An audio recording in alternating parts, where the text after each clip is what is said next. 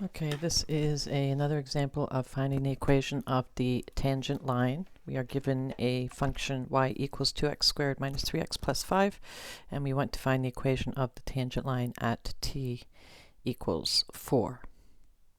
So if you think about a quadratic function, it's going to look something like this. We graph it, and we want to find the equation of the tangent line at approximately 4. And so the line's probably going to look something like this. So we want to find the equation of this tangent line. So the equation of a straight line is y equals mx plus b. So we are going to use our interval table to find the slope of the tangent line. So remember, the instantaneous rate of change is also equal to the slope of the tangent line, and it is also called the limiting value. So all that means the same thing. And limiting value, as you get into calculus, will be talking about limits. Okay, so I want to find the slope of the tangent line at 4, so I'm going to approach it from the left side. So I'm going to start at 3. I'm going to put f of 4 into the function to find that value. That works out to be 25, and then I'm going to find it at 3. So I'm just putting these values into the equation to find the values of y.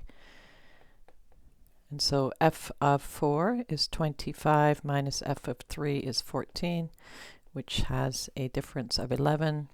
4 minus 3 is 1, so 11 divided by 1 is 11. Then I'm going to move that point a little bit closer to 3.5. So at 3.5 it has a value of 19. So f of 4, 25 minus f of 3.5, 19, has a difference of 6. Delta x is 4 minus 3.5, so 0.5, and 6 divided by 0.5 is 12. I move that point a little bit closer to 3.9. And that has a value of 23.72, so we'll do 25 f at 4 minus 23.72, which is f at 3.9.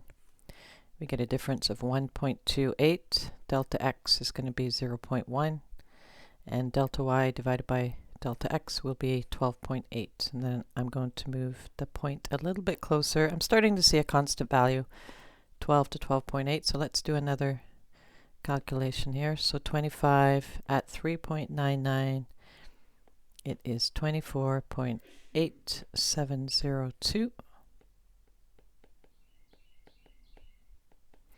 and that gives us a value of 0.1298. Delta x is 0.01, and so delta y over delta x is 12.98. So I definitely see some consistency here. I'm just going to do one more just to be sure. This works out to be... So if you're going to make a mistake, it's usually in your calculations. So we'll do delta f of 4 minus f of 3.999. It's going to be 0.013 divided by 0.001, works out to be 13. So I could say that the slope of the tangent is approximately 13. If you do not see a constant value, you need to check your calculations. Okay, so you should see some consistency. If you don't, if you're jumping all over the place, then you need to go back and check your calculations to make sure you're typing it into your calculator correctly. So I know that the slope of the tangent is 13, so it's going to be y equals 13x plus b. It passes through one point. So we want to find it when it passes through it, 4. The value that goes with 4 is 25. So we're going to put 25 in for y and 4 in for x.